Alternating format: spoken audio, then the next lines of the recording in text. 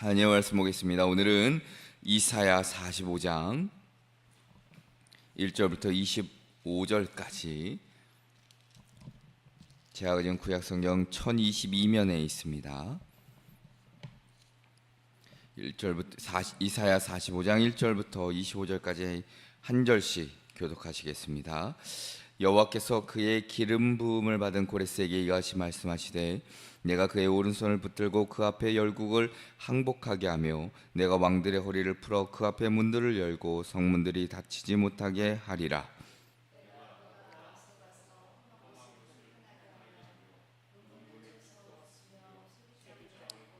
내게 흑암 중에 보아와 은밀한 곳에 숨은 재물을 주어 내 이름을 부르는 자가 나 여호와 이스라엘의 하나님인 줄을 네가 알게 하리라.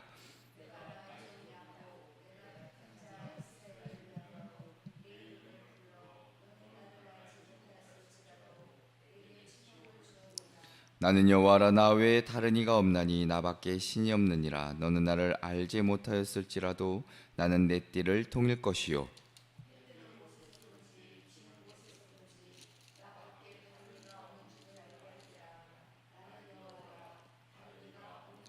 나는 빛도 짓고 어둠도 창조하며 나는 평안도 짓고 환난도 창조하나니 나는 여호와라. 이 모든 일들을 행하는 자니라 하였노라.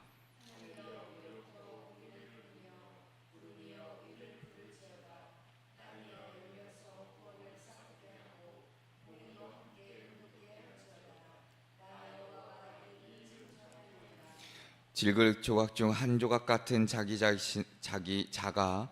지으신 이와 더불어 다툴진대 화 있을진저 진흙이 토기장에게 너는 무엇을 만드느냐 또는 내가 만든 것이 그는 손이 없다 말할 수 있겠느냐.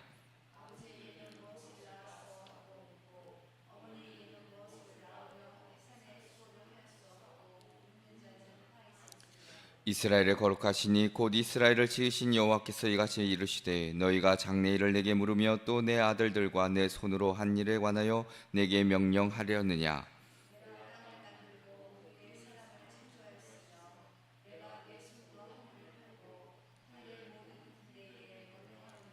내가 공의로 그를 일으킨지라 그의 모든 길을 곧게 하리니 그가 나의 성읍을 건축할 것이며 사로잡힌 내 백성을 값이나 갚음이 없이 놓으리라. 만군의 여호와의 말이니라 하셨느니라.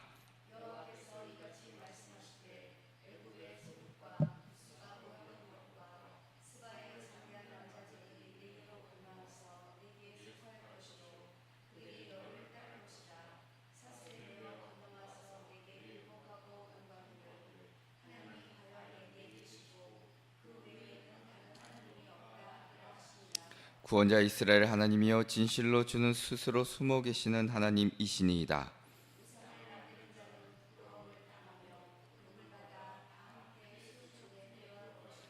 이스라엘은 여호와께 구원을 받아 영원한 구원을 얻으리니 너희가 영원히 부끄러움을 당하거나 욕을 받지 아니하리로다.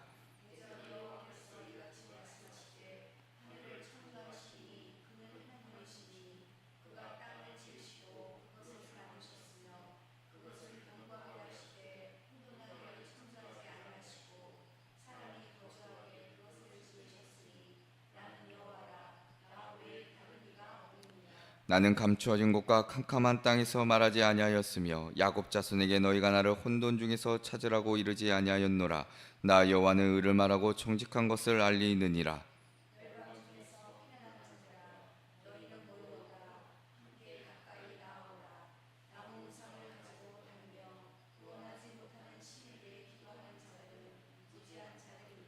너희는 알리며 진술하고 또 함께 의논하여 보라. 이 일을 옛부터 듣게 한 자가 누구냐? 이전부터 그것을 알게 한 자가 누구냐? 나 여호와가 아니냐? 나 외에 다른 신이 없나니 나는 공의를 행하며 구원을 베푸는 하나님이라. 나 외에 다른 이가 없느니라.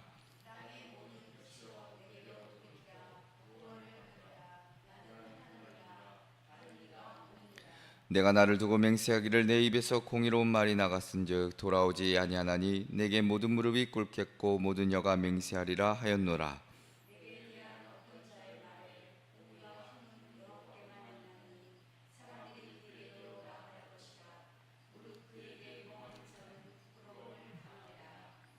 함께 읽겠습니다. 이스라엘 자손은 다 여호와로 말미암아 의롭다함을 얻고 자랑하리라 하느니라. 아멘. 할렐루야. 아멘. 오늘도 주님 전에 나오신 우리 성도님들과 그리고 영상으로 예배하시는 우리 많은 성도님들에게 하나님의 크신 은혜가 그 삶의 자리마다 있기를 먼저 주님의 이름으로 축원합니다. 오늘 말씀의 제목은 오직 여호와만이 하나님이시다입니다. 오직 여호와만이 하나님이시다. 자, 우리가 흔히 역사를 사람의 힘과 지혜로 움직인다라고 생각할 때가 있습니다.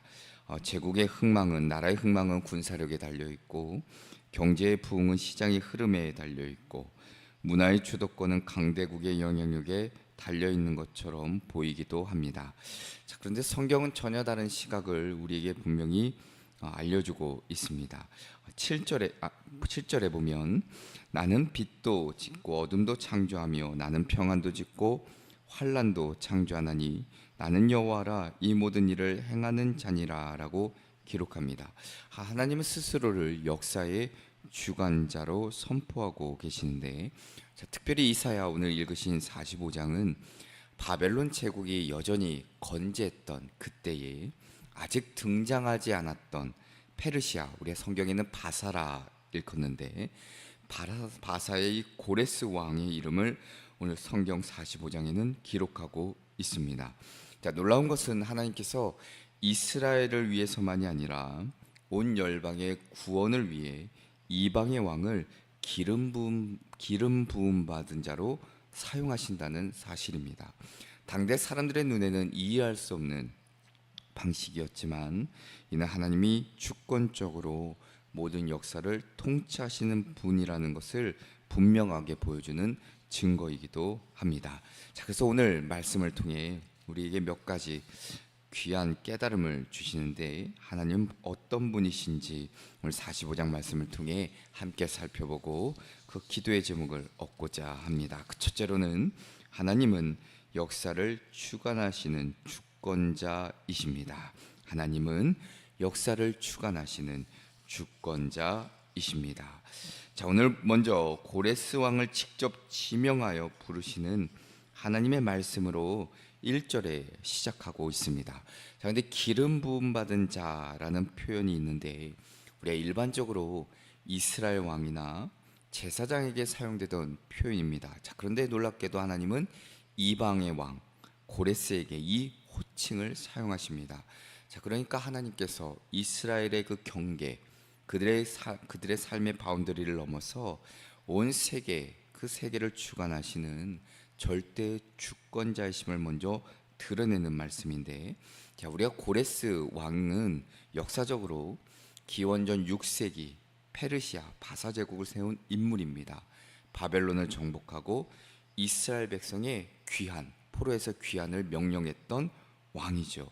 자, 그런데 이사야는 그러니까 고레스가 태어나기 약 150년 전입니다. 150년 전에 이미 그의 이름을 명시하시고 하나님께서 그를 사용하실 것을 예언하고 있습니다.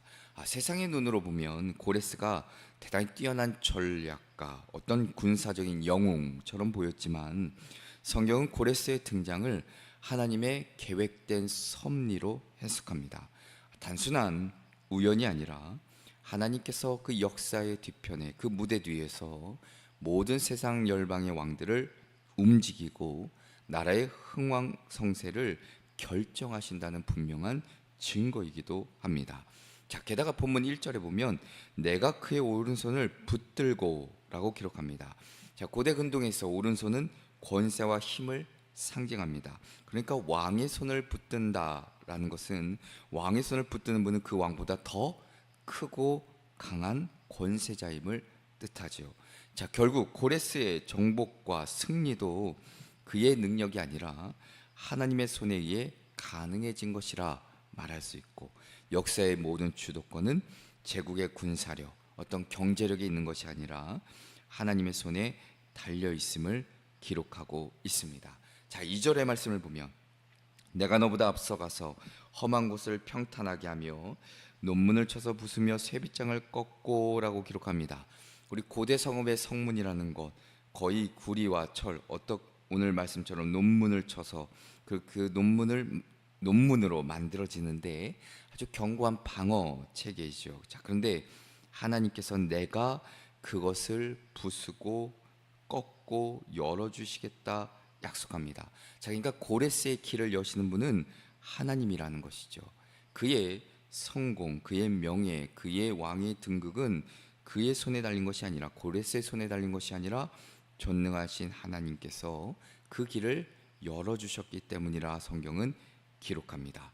자, 게다가 4절의 말씀을 보면, 자, 내가 나의 종 야곱, 내가 택한 이스라엘, 곧 너를 위하여 내 이름을 불러나니 너는 나를 알지 못하였을지라도 나는 내게 칭호를 주었노라. 이렇게 기록합니다. 자, 그러니까 고레스는 여호와를 알지 못했고, 그는 바벨론의 신들을 섬기던 이방 왕이었는데, 그런데도 하나님은 그를 지명하여 부르셨다는 겁니다. 자, 이것은 역사의 주권이 인간의 어떤 그의 삶, 어떤 그의 신앙, 그런 것에 달려 있는 것이 아니라 하나님의 절대적인 뜻과 선택에 달려 있다는 것을 보여줍니다. 자, 그리고 이제 7절에 특히 우리가 주목할 말씀인데, 나는 빛도 짓고 어둠도 창조하며 나는 평안도 짓고 환난도 창조하나니 나는 여호와라 이 모든 일들을 행하는 자니라 하였노라라고 기록합니다. 창조하셨다. 창세기 1장에서 오직 하나님만이 주체로 쓰이는 단어이지요. 그러니까 이 말씀은 단지 자연 현상에 대한 설명이 아니라 모든 역사, 어떤 빛, 어둠, 평안, 환난까지도 하나님의 주권 아래 있다는 사실입니다. 그러니까 우리가 종종 어떤 고난이나 위기를 하나님의 부재 그렇게 이해하려 하지만 성경은 그렇지 않다는 것이죠. 고난의 순간조차도 하나님의 통치와 그 주권 아래 있다는 것입니다. 그래서 우리로 하여금 역사를 바라보는 관점을 근본적으로 바꾸게 하시죠. 자, 오늘 우리 시대에도 강대국의 정치적인 패권의 싸움과 때론 경제적인 불안과 기술과 문화의 급격한 변화 속에서 사람들은 불안해할 때가 있습니다. 불확실한 내일에 대해 염려와 걱정, 근심이 있다는 것이죠.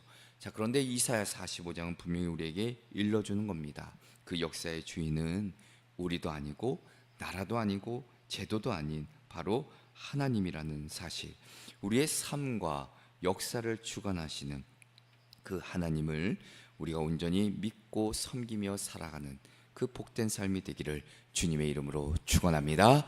두 번째는 하나님은 모든 민족의 구원자가 되십니다. 하나님은 모든 민족의 구원자가 되십니다. 자, 이사야 45장 이제 중반부 이하부터 8절 이하부터 보면 하나님의 구원이 특정 어떤 민족이나 지역에 국한되지 않고 온 열방을 향한 어떤 보편적인 구원임을 보여주고 계십니다. 자, 오늘 먼저 8절에 보면 하늘이여 위로부터 공의를 뿌리며 구름이여 의를 부을지어다 땅이여 열려서 구원을 싹트게 하고 공의도 함께 돋게 할지어다 나 여호와가 이를 창조하였느니라 라고 기록합니다.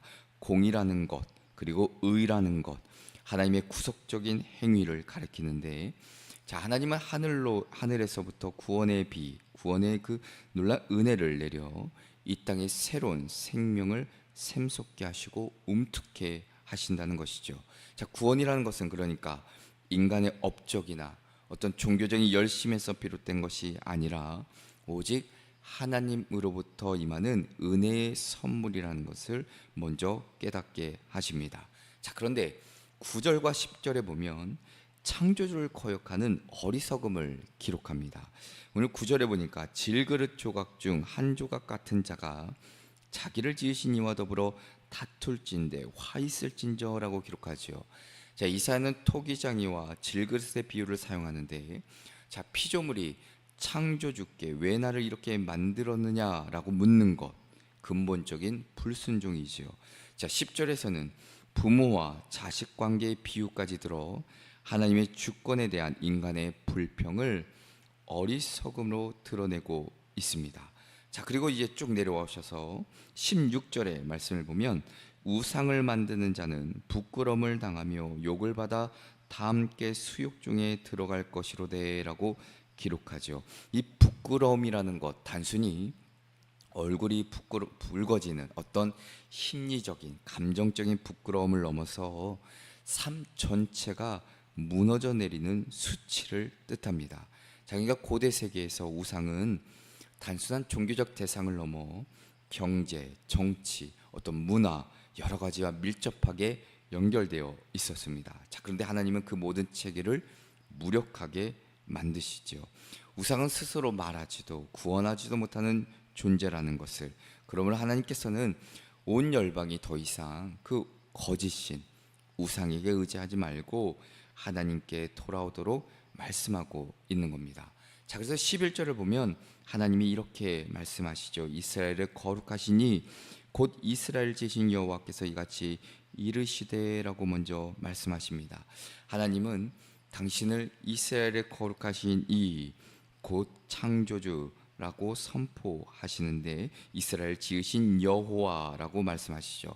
자, 이는 하나님께서 단순히 이스라엘만 지으신, 이스라엘만 돌보시는 분이 아니라 온 우주와 역사를 주관하시며 또한 그들을 구원하시는, 구원을 이루시는 분임을 성경은 우리에게 들려주고 계십니다.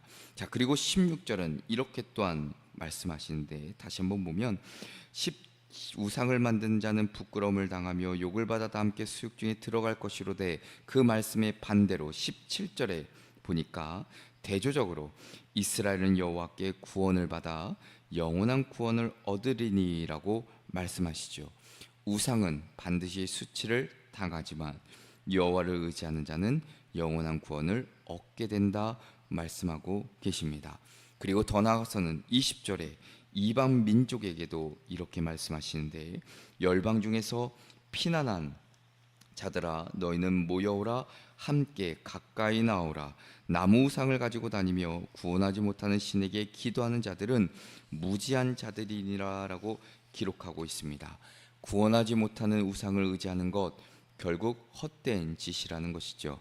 그리고 21절의 말씀을 보면 너희는 날리며 진술하고 또 함께 의논하여 보라. 이 일을 옛부터 듣게 한 자가 누구냐? 이전부터 그것을 알게 한 자가 누구냐? 나 여호와가 아니냐? 나 외에 다른 신이 없나니 나는 공의를 행하며 구원을 베푸는 하나님이라. 나 외에 다른 이가 없느니라 라고 기록하고 있습니다. 하나님만이 오로지 구원을 베푸시는, 모든 세상을 다스리시고 주관하시는, 단순히 억눌린 자를 해방하는 행위를 넘어 하나님의 그 의로움이 바로 그 구원을 통해 드러나고 있음을 우리에게 일러주고 계십니다. 자, 오늘 우리가 사는 세상도 여전히 수많은 우상이 존재합니다. 돈이나 권력이나 성공이나 과학이나 심지어는 나 자신까지 신격화하는 시대이지요. 그러나 이 모든 것들은 결국 인간을 구원하지 못하고 오히려 인간을 수치와 공허로 몰아넣는다는 사실입니다. 구원은 교회의 어떤 전통이나 인간의 행위에서 비롯되지 않습니다. 구원은 오직 하나님께서 베푸시는 은혜의 역사이지요. 그리고 하나님은 특정 민족의 신이 아니라 모든 민족의 하나님이 되신다는 사실, 그리고 하나님은 오늘도 우리를, 그리고 더 나아가 열방을 구원으로 초청하신다는 사실을 잊지 마시고 오직 여호와 하나님만이 구원의 길이심을 또한 우리가 선포하며 고백하며 살아내시는 저와 여러분 되시기를 주님의 이름으로 축원합니다. 끝으로는 하나님은 모든 민족을 무릎 꿇게 하시며 구원을 완성하십니다. 모든 민족을 무릎 꿇게 하시며 구원을 완성하십니다. 자, 22절 말씀을 먼저 보면 이렇게 기록하는데, 땅의 모든 끝이여 내게로 돌이켜 구원을 받으라. 나는 하나님이라 다른 이가 없느니라 라고 기록하고 있습니다. 자, 오늘 말씀을 보니까 땅의 모든 끝이여 내게로 돌이켜 구원을 받으라. 돌이키다, 단순히 바라보는 행위를 넘어 삶의 방향을 바꾸어 하나님께 향하는 전적인 회개와 신뢰가 이 안에 담겨져 있습니다. 그러니까 하나님께 돌아오는 자, 돌이키는 자는 누구든지 구원을 얻는다는 말씀이기도 하지요. 자, 23절에서는 하나님은 맹세하시며 이렇게 말씀하십니다. 내가 나를 두고 맹세하기를 내 입에서 공의로운 말이 나갔은즉 돌아오지 아니하냐니 내게 모든 무릎이 꿇겠고 모든 혀가 맹세하리라 하였노라 기록합니다. 무릎을 꿇다, 단순한 존경의 표시가 아니라 절대적인 하나님의 그 주권 앞에 항복하는 태도입니다. 자, 이것은 우리가 신약에서 보면 사도 바울이 이 말씀을 인용해서 빌립보서 2장 10절과 11절에 기록하는데, 자, 예수 그리스도 앞에 하늘과 땅과 땅 아래 있는 모든 존재가 무릎을 꿇게 될 것이라 그 선포한 구절, 그 말씀과 연결되어 있습니다. 그러니까 결국 이사야 45장의 말씀은 예수 그리스도 하나님의 그 주권 아래 예수님을 통해 완성되고 성취되게 돼 있죠. 자, 24절의 말씀은 또한 이렇게 이어지는데, 내게 대한 어떤 자의 말에 공의와 힘은 여호와께만 있나니 사람들이 그에게로 나아갈 것이라 무릇 그에게 노하는 자는 부끄러움을 당하리라 라고 기록합니다. 공의라는 것은 구속의 행위를 통한 하나님의 의로움이고, 힘은 바로 구원을 가능하게 하는 능력을 의미합니다. 그러니까 인간이 의롭다함을 얻고 참된 능력을 누릴 수 있는 길은 오직 하나님께 돌아가는 것뿐임을 우리에게 깨닫게 하십니다. 그리고 마지막 오늘 24절과 또한 25절의 두 절의 말씀은 두 가지의 대조를 보여주는데, 하나님께 나아가는 자, 그들은 구원과 의를 얻지만 하나님을 거스른 자들은 결국 부끄러움을 당하게 된다는 것을 말씀하시죠. 오늘 우리가 보고 있는, 우리가 살아가고 있는 사회는 진리의 상대화 가운데 살아가고 있습니다. 많은 이들이 종교를 취향이나 어떤 문화적인 선택 정도로 여길 때가 있습니다. 그러나 성경은 분명히 우리에게 선포하기를 모든 무릎은 결국 여호와 앞에 꿇게 될 것이라는 사실입니다. 지금은 인간이 하나님을 거부할 수 있는 것처럼 보이고 우상과 세속적인 가치가 득세하는 것처럼 보입니다. 그러나 마지막 그날에 모든 권세와 모든 사람이, 모든 인간이 하나님 앞에 무릎을 꿇고 오직 여호와께만이 영광을 돌리게 될 것이라는 사실, 그러니까 우리는 그 하나님만을 온전히 바라보며 살아가야 되겠죠. 모든 인류가 하나님의 주권 앞에 무릎을 꿇는 그날을 우리가 기대하며 바라보며 그 구원이라는 것, 우리가 믿는 자들은 바로 그 구원의 은혜 가운데 늘 살아가야 될 것이고, 하나님이 주신 그 구원의 감격을 늘 잊지 않고 감사하며 그리고 겸손하게 하나님 앞에 엎드려 살아가시는 저와 여러분 되시기를 주님의 이름으로 축원합니다. 기도하시겠습니다. 사랑과 은혜가 풍성하신 하나님 아버지, 오늘 말씀을 통해 역사를 주관하시며 모든 민족을 구원으로 부르시고 결국 모든 무릎을 꿇게 하시는 그 하나님의 주권을 다시 한번 깨닫게 하셨으니, 우리의 눈에 보이는 세상의 권세와 우상의 유혹이 아니라 오직 주님만 바라보게 하시고 기꺼이 주 앞에 무릎 꿇는 겸손한 사람으로, 겸손한 믿음을 가진 자들로 살아갈 수 있도록 인도하여 주시옵소서. 오늘 하루도 성령께서 도우실 줄 믿고 예수 그리스도의 이름으로 기도합니다. 아멘.